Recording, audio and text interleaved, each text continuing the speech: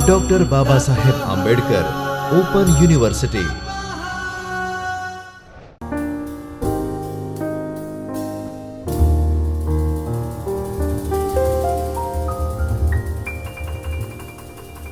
નમસ્કાર વિદ્યાર્થી મિત્રો.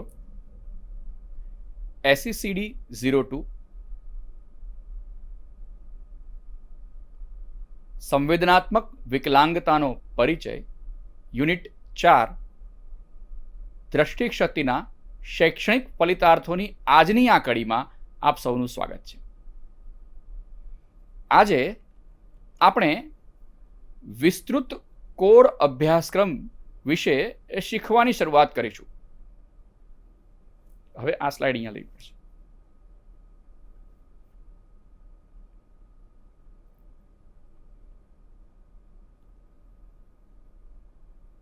વિસ્તૃત કોર અભ્યાસક્રમમાં આપણે શીખીએ છીએ દ્રષ્ટિક્ષતિ ધરાવતા બાળકો ને બ્રેઇલમાં કુશળતા હોય, અભ્યાસ સંગઠનાત્મક કૌશલ્ય કેળવવા એમની સમજ જે કેળવવી પડે છે, જેની સાથોસાથ આપણે એમને O&Mની તાલીમ એટલે કે ઓરિએન્ટેશન અને મોબિલિટીની તાલીમ પણ આપવી પડતી હોય છે. કોઈ પણ ખ્યાલ, તર્ક અને સૂક્ષ્મ સ્થિતિઓ, હલનચલન પરિસ્થિતિઓ તેઓ શોધી શકે, સમાજમાં પ્રતિક્રિયા કરી શકે અને એ પ્રતિક્રિયાઓની સામે જે ક્રિયાઓ થાય છે તેને અનુકૂળ તેઓ થઈ શકે. તે માટે તેમને અભ્યાસક્રમ સિવાયની અન્ય બાબતો પણ શીખવવી જરૂરી હોય છે. સ્વતંત્રતા ત્યારે જ તેઓ મેળવી શકે કે જ્યારે તેઓ પોતે મુક્ત રીતે હલનચલન કરી શકે, વ્યવહાર કરી શકે, સમાજમાં રહી શકે. જે માટે તેમણે બીજાઓનું અનુકરણ પણ કરવું પડતું હોય છે, જેમાં પણ તેમણે કૌશલ્ય કેળવવું પડે છે. કારણ કે અત્યાર સુધી તો દ્રષ્ટિક્ષતિ ધરાવતા બાળકો પોતાની રીતે સમાજમાં વર્તન કરવા માટે અન્યનું અનુસરણ કરીને આગળ વધતા હોય છે. પણ ધીમે ધીમે આ અનુસરણને એમને અનુકરણમાં બદલવું પડશે અને અનુકરણ કરીને સમાજમાં તેઓ કઈ રીતે વ્યવહાર કરે છે, વર્તન કરે છે, તે પ્રકારનું વર્તન અને વ્યવહાર તેમણે પણ કરવા પડશે. આ ઉપરથી તેમણે શી રીતે રસોઈ બનાવવી, કઈ રીતે પોતાની વ્યક્તિગત સ્વચ્છતા જાળવવી, પોતાની પાસે જે નાણાં છે તેનો ઉપયોગ કઈ રીતે કરવો, એટલું જ નહીં પરંતુ તેની સંભાળ કઈ રીતે રાખવી, તેને કઈ રીતે સાચવવા, તે પણ તેમણે શીખવું પડશે. આ માટે તેમણે સમયની સૂચિ બનાવવી પડશે, સારણી, સંસ્થાકીય વ્યવસ્થાપન વગેરે કૌશલ્યોથી તેમણે પરિચિત થવું પડશે અને તેમાં પારંગત પણ થવું પડશે. દ્રષ્ટિક્ષતિવાળા બાળકોને અવલોકન દ્વારા કૌશલ્યો કેળવી શકતા નથી. પોતાની રીતે તેમાં આ કૌશલ્યોનો વિકાસ પણ થતો નથી એવું આપણે સ્પષ્ટપણે કહેતા હોઈએ છીએ.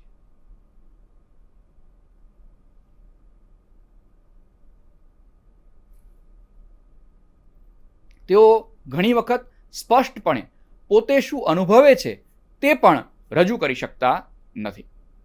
ભૌતિક માવજત, નિયમિત અભ્યાસક્રમ, પ્રવૃત્તિઓનો ઉપયોગ તેઓ કરી શકે, તેમાં સક્રિય થઈ શકે, પણ દ્રષ્ટિક્ષતિ ધરાવવાને કારણે આ બાળકોને યોગ્ય દિશા સૂચન કરવું એ ખૂબ જરૂરી થઈ પડે છે.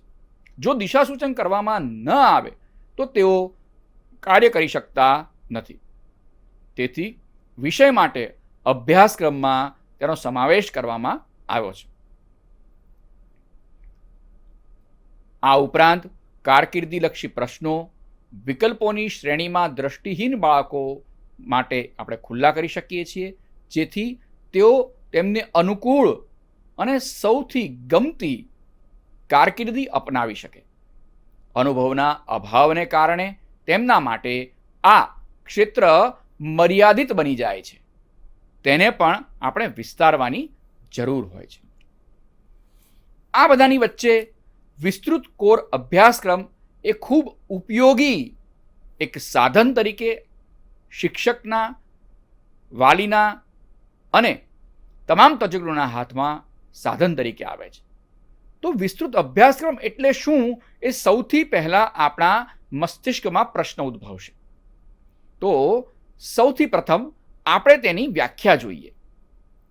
જે બાળકો દ્રષ્ટિ ક્ષતિ ધરાવે છે એ બાળક મૂળભૂત વિષયોનું શિક્ષણ દ્રષ્ટિ સહિતના સામાન્ય બાળકોની જેમ જ અનુસરણ કરીને લેખન વાંચન સમય સાથે કરી શકે તે માટે આ બાળકો સ્કૂલમાં પૂર્ણ સમયમાં જોડાઈ શકે, સ્વતંત્ર રીતે કામ કરી શકે, તેમની જરૂરિયાતોને પૂર્ણ રીતે તેઓ સંતોષી શકે, તેમાં કુશળતા પ્રાપ્ત કરી શકે અને તેના આધારે વધારાનો અભ્યાસ જે પણ કંઈ આપણે રચીએ છીએ તેને આપણે વિસ્તૃત અભ્યાસક્રમ કહીએ છીએ.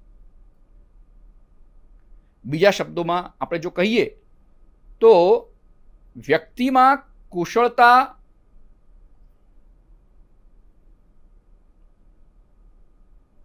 કેળવવા માટે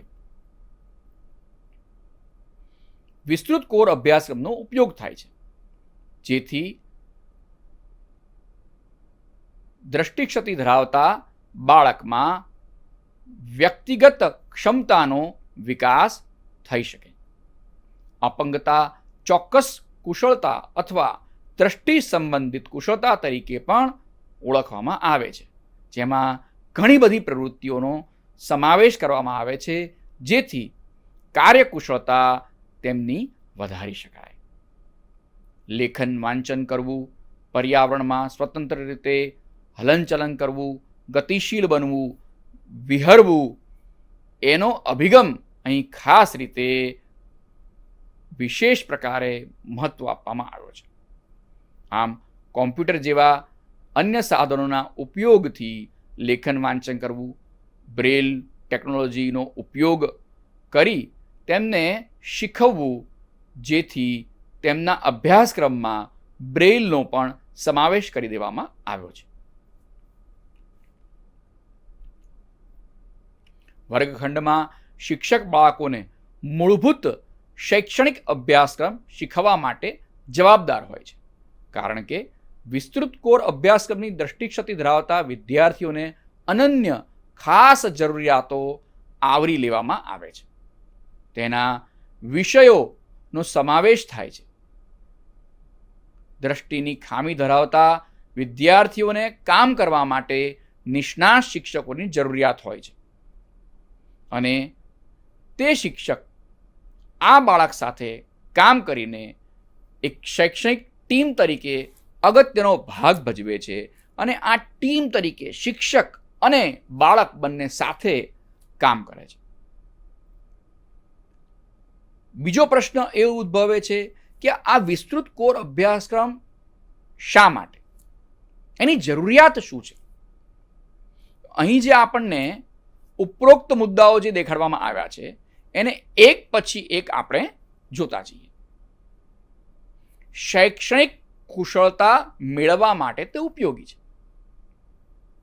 બાળકને બ્રેઇલ શીખવવામાં આવે છે, તેની સાથે સાથે બ્રેઇલ કઈ રીતે શીખી શકાય, ટેકનોલોજીના ઉપયોગથી બ્રેઇલ કઈ રીતે શીખી શકાય તે પણ એને શીખવવામાં આવે છે, જેથી શૈક્ષણિક રીતે તે કોઈ પણ અન્ય સામાન્ય વિદ્યાર્થીથી કોઈ પણ રીતે પાછો પડે નહીં અને સંપૂર્ણ રીતે શિક્ષણ મેળવી શકે. કોર અભ્યાસક્રમમાં વળતરનો સમાવેશ થાય છે. સામાન્ય વ્યક્તિથી બુદ્ધિશાળી વ્યક્તિ સાથે કામ કરવાની તેને તક મળે છે. દરેક તમગાના લોકો સાથે તે કામ કરવા માટે ટેવાય છે, કારણ કે સમાજમાં દરેક પ્રકારના વ્યક્તિઓ રહેલા છે. સામાન્ય વ્યક્તિઓ પણ રહેલા છે અને અતિ બુદ્ધિશાળી વ્યક્તિઓ પણ તેમાં સમાવિષ્ટ હોય છે, જેના કારણે બાળકમાં કાર્યાત્મક કુશળતાનો વિકાસ થાય છે. એની સાથોસાથ આ કાર્યાત્મક કુશળતા મેળવવા માટેની તકો પણ તેને સાંપડે છે, કારણ કે તે દરેક પ્રકારના વ્યક્તિઓ સાથે કામ કરે છે અને દરેક પાસેથી તેને અનુકૂળ શિક્ષણ મેળવતો જાય છે. સામાજિક તેમજ અન્ય સર્વોચ્ચ સ્તર પર વ્યક્તિગત જરૂરિયાતોને આના કારણે સંતોષી શકાય છે. શીખવાની કુશળતા, લેખન, વાંચન, બોલવાની, સાંભળવાની અને આ અનુકૂલન સાચવવાની કુશળતાનો પણ તેમાં સમાવેશ થાય છે. વાંચન અને લેખન થકી વ્યક્તિ સમાજમાં વ્યવહાર કરી શકે છે અને આ વ્યવહાર તે બોલીને, સાંભળીને, લોકોની સાથે અનુકૂલનતા સાધીને કરી શકે છે. વાતચીત કઈ રીતે કરવી, વાતચીત કરવા માટે કેટલી સ્પીડ રાખવી, કેટલી ગતિ રાખવી, કઈ રીતે વ્યક્તિઓ સાથે વર્તન કરવું, કયા વ્યક્તિ સાથે કેવું વર્તન કરવું, આ પણ એના કોર અભ્યાસક્રમમાં આપણે સાંકળી લઈએ છીએ, જેથી સમાજમાં વર્તન કરતા બાળક શીખે છે. દ્રષ્ટિહીન બાળકો ઓપ્ટિકલ ઉપકરણો, નિયમિત પ્રિન્ટ, સ્પર્શેન્દ્રિયોનો ઉપયોગ, કેલેન્ડર સિસ્ટમ, સાંકેતિક ભાષા અથવા રેકોર્ડિંગ વાતચીતનો ઉપયોગ કરીને આ બધા કૌશલ્યોમાં પારંગત થઈ શકે છે. બ્રેઇલની સાથે સાથે આપણે તેમને સ્પર્શેન્દ્રિયનો પણ એટલો જ ઉપયોગ કરાવીએ છીએ, કારણ કે દ્રષ્ટિહીન બાળક માટે તેનો સ્પર્શ જે છે તે ખૂબ અગત્યનો છે. આપણે અગાઉના લેક્ચરોમાં પણ શીખી ગયા છીએ કે સ્પર્શ દ્વારા તે પોતાના આસપાસના વાતાવરણને સારી રીતે જાણી શકે છે, સમજી શકે છે. તો તેની સ્પર્શેન્દ્રિયનો પણ એ બાબતે વિકાસ કરવો જરૂરી થઈ જાય છે. ત્યારબાદ તેને વ્યાવસાયિક માર્ગદર્શન આપવું ખૂબ જરૂરી થઈ જાય છે. અને વ્યાવસાયિક માર્ગદર્શન કોણ આપશે? તો વ્યાવસાયિક માર્ગદર્શન એનો શિક્ષક તેને આપશે. અને વ્યાવસાયિક માર્ગદર્શન મળતા તે વિદ્યાર્થીમાં તે કયો વ્યવસાય કરવા માંગે છે તેની દિશા સ્પષ્ટ થઈ જશે. અને જ્યારે દિશા સ્પષ્ટ થઈ જાય છે ત્યારે તે વ્યવસાયને કેળવવા માટેની કુશળતા કઈ રીતે પ્રાપ્ત કરવી તે માટે બાળક સતત પ્રયત્નશીલ થઈ જાય છે. તેનો એક ચોક્કસ ધ્યેય થઈ જાય છે કે જો મારે શિક્ષક બનવું છે તો મારે કઈ કુશળતાઓ કેળવવી પડશે, મારે ચિત્ર શિક્ષક બનવું છે, મારે સંગીતના શિક્ષક બનવું છે, મારે રમતગમતના શિક્ષક બનવું છે. આ રીતે જ્યારે શિક્ષક સામાન્ય બાળકોને પણ જ્યારે માર્ગદર્શન આપે છે ત્યારે પણ બાળકમાં આ કૌશલ્યનો વિકાસ થાય છે. તો પછી દ્રષ્ટિહીન બાળક જેને ખ્યાલ છે કે મારા માટે જે અનુકૂળ વ્યવસાયો છે એમાં કઈ રીતે મારે પારંગતતા કેળવી એ એકવાર સ્પષ્ટ થઈ જાય તો તે પોતે પોતાનો સ્વાર્થ સમજીને પણ તેમાં પારંગતતા મેળવવાનો, કેળવવાનો પ્રયત્ન શરૂ કરી દેશે. વિસ્તૃત કોર અભ્યાસક્રમ અભિગમ અને ગતિશીલતાના એક ભાગરૂપે શીખવવામાં મહત્વપૂર્ણ બની જાય છે. સામાજિક ક્રિયાઓ કરવામાં, પ્રતિક્રિયા કરવામાં પણ આ અભ્યાસક્રમ ખૂબ અગત્યનો ભાગ ભજવે છે. વિદ્યાર્થીઓ માટે જરૂરી છે કે એ ભણવાની સાથે સાથે પોતાના મનોરંજન માટેના પણ કયા કયા સાધનો છે તેનો ઉપયોગ કઈ રીતે કરી શકાય છે તે શીખે. કારણ કે ફક્ત ભણવાથી અને ભણવામાં જ વ્યસ્ત રહેવાથી તેના મગજનો વિકાસ થતો નથી. તેના મગજને પણ આરામ જોઈએ છે, એને પણ મનોરંજન જોઈએ છે. તો આ મનોરંજનના કાર્યક્રમોમાં કઈ રીતે ભાગ લઈ શકાય, કઈ રીતે તેનો ઉપયોગ કરી શકાય તે પણ એને વિસ્તૃત કોર અભ્યાસક્રમ દ્વારા શીખવવામાં આવે છે. આપણને એકવાર પ્રશ્ન થાય કે અંધ બાળક છે એ સ્ટેજ ઉપર જઈને કઈ રીતે ડાન્સ કરી શકશે, કઈ રીતે કોઈ કૃતિ રજૂ કરી શકશે, કઈ રીતે નાટક રજૂ કરી શકશે. પણ જ્યારે આપણે બાળકને તાલીમ આપીએ છીએ ત્યારે આપણે અણધાર્યા પરિણામો પ્રાપ્ત કરીએ છીએ.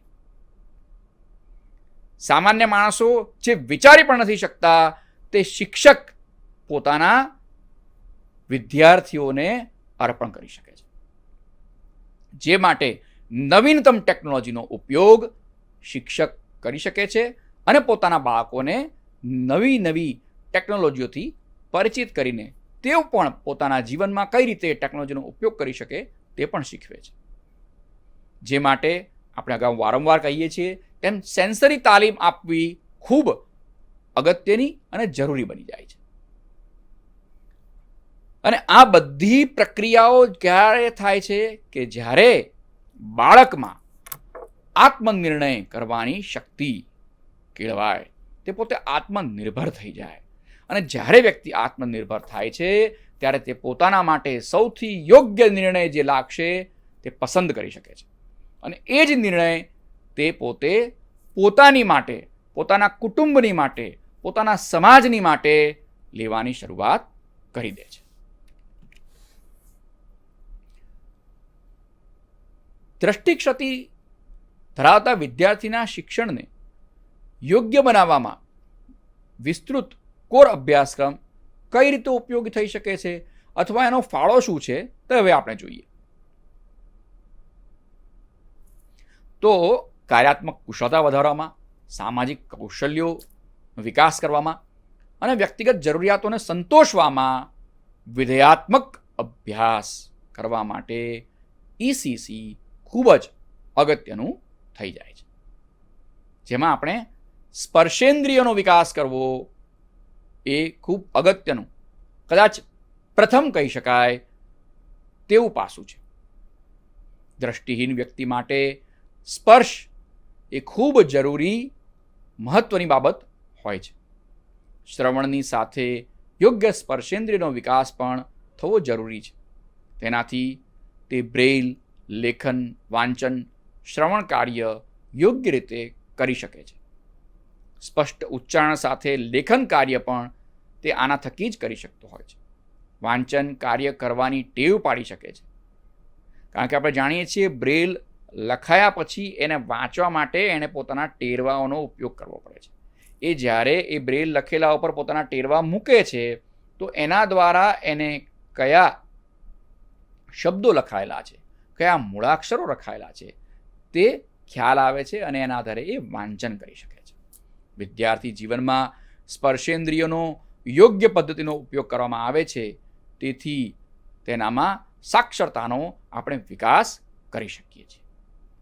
કન્સેપ્ટનો વિકાસ કરવો હોય તો તે માટે દ્રશ્ય વિશ્વને સમજવા માટે સંપૂર્ણ અર્થપૂર્ણ અભ્યાસ ખૂબ જ જરૂરી બની જાય છે. તે માટે દ્રષ્ટિહીન વિદ્યાર્થીને યોગ્ય તાલીમ અપાવવી જોઈએ. જો તેને આપણે યોગ્ય તાલીમ આપીશું તો તે એની આસપાસના અજાણ્યા વાતાવરણને, અજાણ્યા વિશ્વને પણ સારી રીતે સમજી શકશે. ઇન્દ્રિયોનો ઉપયોગ શીખવી તેમના બધા જ કોન્સેપ્ટનો આપણે વિકાસ કરી શકીએ છીએ. તેમને યોગ્ય શિક્ષણ આપવામાં આવે તો સાક્ષરતામાં આપોઆપ વધારો કરી શકાય છે. જે માટે આ બંને તાલીમની સાથે પૂર્વ બ્રેઇલ કૌશલ્યનો વિકાસ પણ કરવો ખૂબ જરૂરી છે. એટલે કે બ્રેઇલ શીખવાડીએ તે પહેલાંની તાલીમ એને આપવી જોઈએ. પ્રાથમિક બ્રેઇલ કાર્ડ ઔપચારિક સૂચનો પ્રાપ્ત થાય છે. વિદ્યાર્થી પ્રથમ બ્રેઇલ કોડનો ઉપયોગ કરી વાંચન કાર્યનો પાયો મૂકે છે. પહેલાં તો આપણે એને બ્રેઇલના કોડ શીખવવા પડશે અને એ શીખવીશું ત્યારે એના વાંચનનો પ્રથમ વખત પાયો નાખીશું. પૂર્વ બ્રેઇલ કોડ તરીકે આને આપણે ઓળખતા હોઈએ છીએ. દ્રષ્ટિહીન વિદ્યાર્થી તે શિક્ષણ પ્રાપ્ત કરવા માટે ખૂબ જ અગત્યનું પગથિયું છે. સાધનોની વ્યૂહરચના પણ તેના દ્વારા જ પૂરી પાડવામાં આવે છે. બ્રેઇલ સૂચનો પૂરા પાડવાની સામાન્ય રીતે દ્રષ્ટિહીન બાળકમાં શૈક્ષણિક બ્રેઇલ વાંચનની, લેખનની કુશળતા વિકસાવવા માટે તેને આપણે તૈયાર કરી શકીએ છીએ. બાળકને આ ક્રિયા કરવા માટે સતત પ્રોત્સાહિત કરવું ખૂબ જરૂરી છે. આપણે એને સમજાવવું પડશે કે બ્રેઇલ શિક્ષણ તેના માટે કેટલું અગત્યનું છે. જો તેને બ્રેઇલ આવડશે તો વિશ્વના જ્ઞાનના દરવાજાઓ તેના માટે તરત ખુલી જશે. પરંતુ જો તે બ્રેઇલથી દૂર રહેશે તો તે જ્ઞાનથી પણ દૂર થઈ જશે. બ્રેઇલ લખાણ બાળકના સાક્ષરતા કાર્યક્રમને સફળ બનાવવા માટે દ્રષ્ટિહીન બાળકને બ્રેઇલ લેખનનો મહાવરો કરાવવો આવશ્યક છે.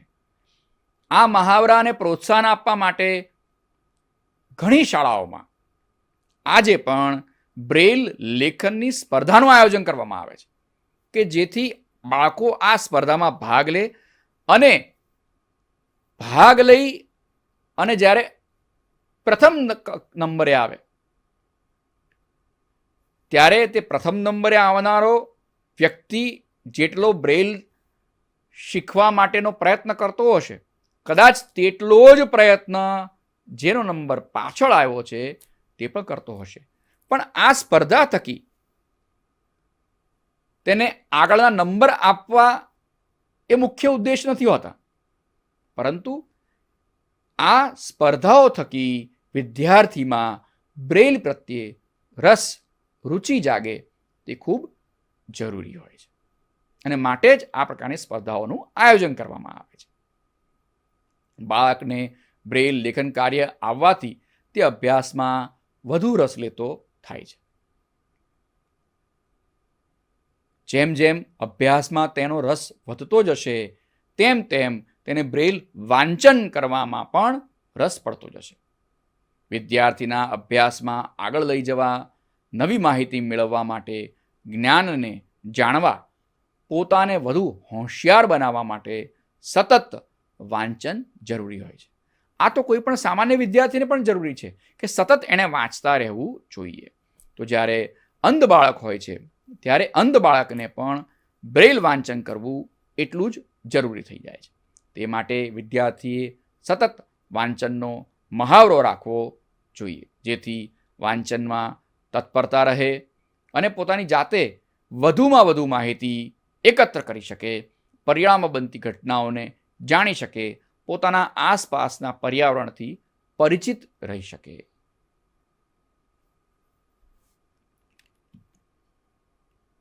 ગણિતના કોડ. વાંચન તો આપણે શીખીએ છીએ, સાથે સાથે ગણતરી કરવી પણ જરૂરી છે. સમાજમાં ટકી રહેવા માટે, પોતાના રોજબરોજના કાર્યો કરવા માટે તેને બજારમાં જવું પડશે, તેને વ્યવસાય કરવો પડશે, પૈસાનો વ્યવહાર કરવો પડશે, તો તે સમયે પણ સામાન્ય ગણિત તેને આવડવું જરૂરી છે. આ માટે નેમેથ કોડ ખૂબ અગત્યના થઈ જાય છે. નેમેથ કોડ એ અબ્રાહમ નેમેથની રચના છે. તેમણે આ કોડની રચના કરી જેથી દ્રષ્ટિશક્તિ ધરાવતા બાળકો ગણિતને શીખી શકે, અને તેમાં સાહિત્યિક બ્રેઇલ કોડ કરતાં અલગ નિયમો વપરાયેલા હોય છે. તેમાં કેટલાક પ્રતીકોનો ઉપયોગ કરવામાં આવે છે. ગાણિતિક વિજ્ઞાનના વિષયોમાં સાક્ષરતા લાવવા માટે બ્રેઇલ કાર્ડનો અભ્યાસ કરવો જરૂરી થઈ જાય છે. તે માટે તેનો અભ્યાસ સંપૂર્ણ કરાવવો જોઈએ. અને આ ગણતરી શીખવા માટે દ્રષ્ટિ ક્ષતિ ધરાવતા બાળકો જેનો સૌથી વધારે ઉપયોગ કરે છે તે સાધન છે એબેકસ. એબેકસનો ઉપયોગ જાપાનમાં શરૂ કરવામાં આવ્યો. આજના જમાનામાં આપણે કેલ્ક્યુલેટર્સ જોઈએ છીએ કે લોકોને સામાન્ય ગણતરી કરવી હોય તો પણ કેલ્ક્યુલેટરનો ઉપયોગ કરતા હોય છે. તો પુરાણ કાળમાં જાપાનમાં કેલ્ક્યુલેટરને બદલે એબેકસનો ઉપયોગ થતો. આજે પણ ઘણા બધા વ્યક્તિઓ હજુ પણ એબેકસનો ઉપયોગ કરે છે. ઘણી બધી જગ્યાએ એબેકસના વર્ગો પણ ચલાવવામાં આવે છે. પરંતુ દ્રષ્ટિહીન વિદ્યાર્થીઓ એબેકસના માધ્યમથી ગણતરી ખૂબ જ સરળતાથી કરી શકે છે. આ ગણતરી તેઓ સરળતાથી કરી શકે તે માટે તેમને એબેકસનું જ્ઞાન આપવું જરૂરી થઈ જાય છે. તેની સાથોસાથ જે આપણે વારંવાર કહીએ છીએ તે છે સાંભળવાની કુશળતા, લિસનિંગ સ્કિલનો વિકાસ કરવો. અંધ વિદ્યાર્થી માટે સાંભળવાની કુશળતા તેની સાક્ષરતા માટે અગત્યનો ભાગ ભજવે છે. વિદ્યાર્થીઓ માટે તે માહિતી મેળવવાનો મુખ્ય સ્ત્રોત ગણાય છે. સાંભળવાની કુશળતા યોગ્ય રીતે વિકસાવવા માટે તે મહત્વનું થઈ જાય છે. જેટલું યોગ્ય રીતે બાળક આસપાસના વાતાવરણને સાંભળશે તો તે સાંભળવાની ક્ષમતાનો જો વિકાસ કરશે તો તે પોતાની આસપાસ રહેલા ભયજનક પ્રાણીઓ, પદાર્થો, વાહનોથી દૂર રહી શકશે. તે પોતાનો બચાવ કરી શકશે. પોતાની આસપાસ થયેલી ચર્ચાઓમાં શું વાત થઈ રહી છે, કયો વિષય ચર્ચાઈ રહ્યો છે તેનાથી પરિચિત રહી તેમાં ભાગ લઈ શકશે. પોતાના મંતવ્યો રજૂ કરી શકશે. આ બધું જ સાંભળવા થકી શક્ય બનતું હોય છે. કાર્યાત્મક કૌશલ્ય. દ્રષ્ટિની નબળાઈ હોય તેવા વિદ્યાર્થીઓને તેમજ અનન્ય શિક્ષણ જરૂરિયાતો સંતોષવા માટે અભ્યાસક્રમ માટે અનુકૂલન જરૂરી હોય છે. તેમના માટે કાર્યાત્મક કૌશલ્ય જરૂરી નહીં પરંતુ અતિ આવશ્યક હોય છે, કારણ કે એણે ભણવાની સાથે સાથે અન્ય વસ્તુઓને પણ શીખવાની છે, અને આ વસ્તુઓનું શિક્ષણ મેળવવા માટે તેણે કાર્યાત્મક કૌશલ્ય કેળવવું ખૂબ જ જરૂરી થઈ જાય છે. આમ જેમ તમને અહીંયા આકૃતિમાં દેખાય છે, તો એ આપણે જોઈ રહ્યા છે એ છે કોર એકેડેમિક એક્ટિવિટીઝ, જે વચ્ચેના ભાગમાં આપણને દેખાઈ રહી છે, અને એની આજુબાજુ તમને જે વિવિધ રંગોમાં જુદી જુદી એક્ટિવિટીઝ જે દેખાઈ રહી છે, જેમ કે સેન્સરી એફિશિયન્સી, આસિસ્ટિવ ટેકનોલોજી, ઓરિએન્ટેશન અને મોબિલિટી, સોશિયલ ઇન્ટરેક્શન, રિક્રિએશન અને આરામનો સમય એટલે કે લેઝરનો સમય, સ્વતંત્ર રીતે જીવન જીવવું, સેલ્ફ ડિટર્મિનેશન, કેરિયર એજ્યુકેશન અને કમ્પન્સેટરી એક્સેસ. આ બધી વસ્તુઓ જે તે આખી જ્યારે ભેગી થાય છે ત્યારે રચના થાય છે વિસ્તૃત કોર અભ્યાસક્રમની.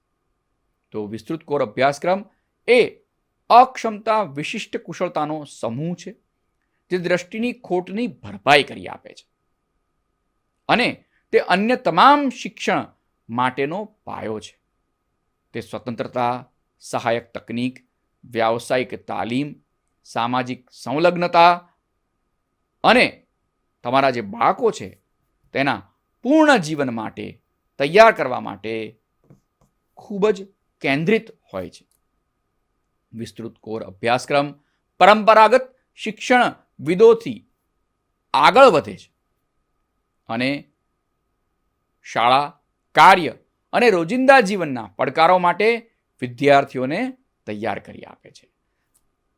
આમ વિસ્તૃત કોર અભ્યાસક્રમ થકી વિદ્યાર્થી પોતાની સામે આવનારા તમામ પડકારોની સામે કઈ રીતે નિડર બનીને, અડગ બનીને ઊભા રહેવું તે શીખી શકે છે. આવતી કડીમાં ફરી પાછા મળીશું. ત્યાં સુધી ધન્યવાદ. स्वाध्यायः परमः